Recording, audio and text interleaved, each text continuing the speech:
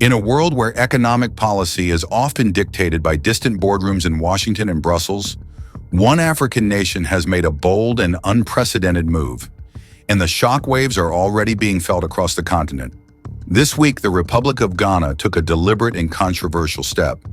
It intervened aggressively in its foreign exchange market in an effort to stabilize and strengthen its national currency, the cedi.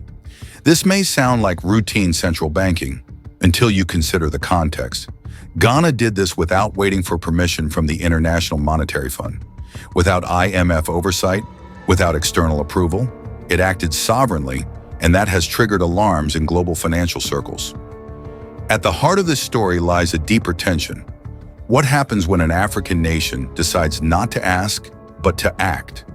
When it refuses to wait for aid packages and austerity conditions, and instead charts its own path, however imperfect, toward monetary independence? The answer is unfolding in real time. And to the discomfort of many in the West, it seems Ghana's cedi is not collapsing. It's rising. It's performing better than most expected. And that raises an unsettling possibility. What if an African economy can grow without IMF loans? What if a nation long embedded in the global debt structure begins to challenge the very rules that were designed to keep it there? For decades, international institutions like the IMF and World Bank have framed themselves as partners in development, offering financial lifelines to nations in crisis. But critics argue that beneath the surface lies a different reality, one of structural dependency, policy coercion, and economic subordination. And now, Ghana appears to be disrupting that pattern. This is not just about currency, it is about control, about the balance of power in the post-colonial financial world, about whether Africa can and should take bold steps toward true economic autonomy, even if it means defying the very institutions that have long claimed to help it. In Accra, a decision was made. The Bank of Ghana began injecting foreign reserves into the market, not to impress foreign creditors, but to stabilize its domestic economy on its own terms. And as Ghana asserts its right to manage its economy without foreign puppeteering, the world is watching closely. But Africa is watching more closely than anyone. And perhaps for the first time in a long time, Africa is beginning to realize the cost of permission and the price of sovereignty.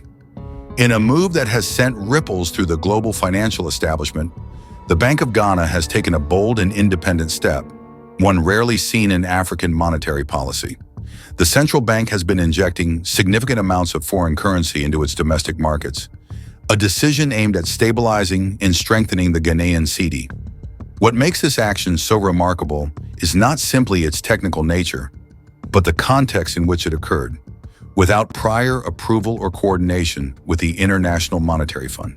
For decades, African central banks have operated under the shadow of the IMF and other Western-dominated financial institutions, often required to seek permission, or at the very least endorsement, before enacting interventions of this scale.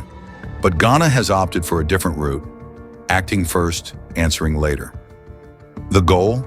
To bolster confidence in its currency, protect domestic prices, and signal to both investors and citizens that the country is capable of managing its own monetary affairs. And, at least by current indicators, it appears to be working. As of mid-2025, the Ghanaian cedi has emerged as one of the strongest performing currencies in the world.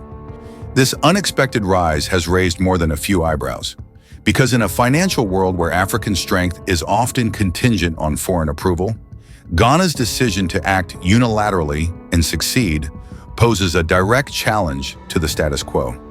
The IMF, for its part, maintains that its policies are designed to foster macroeconomic stability and long-term growth. But Ghana's decision to intervene, independent of IMF advice, has once again highlighted the tension between national agency and global financial expectations. And for many across Africa, that tension is becoming increasingly difficult to ignore. Observers say Ghana's recent monetary actions are not merely about currency stabilization. They may also reflect a broader shift in attitude toward the international financial order. While the Bank of Ghana has maintained that its interventions are aimed at ensuring macroeconomic stability and taming inflation, some analysts interpret the move as a quiet form of economic defiance, an attempt to reassert national control over policy decisions typically influenced, if not directed, by institutions such as the International Monetary Fund and the World Bank. For decades, many African economies have operated under what development scholars describe as a framework of conditional dependence, accepting foreign loans in exchange for economic reforms, often designed abroad. These have included liberalized trade regimes, public sector cuts, and the prioritization of export-oriented growth over local development. Critics argue that this model has constrained African economic autonomy, pushing nations to rely heavily on commodity exports, such as cocoa, gold, and more recently, critical minerals like lithium, often at prices that favor foreign buyers. At the same time, social spending, food subsidies, and public investments have frequently been scaled back to meet debt repayment obligations. In this context, Ghana's effort to stabilize its currency through internal mechanisms, rather than external borrowing, has been described by some commentators as a form of economic resistance.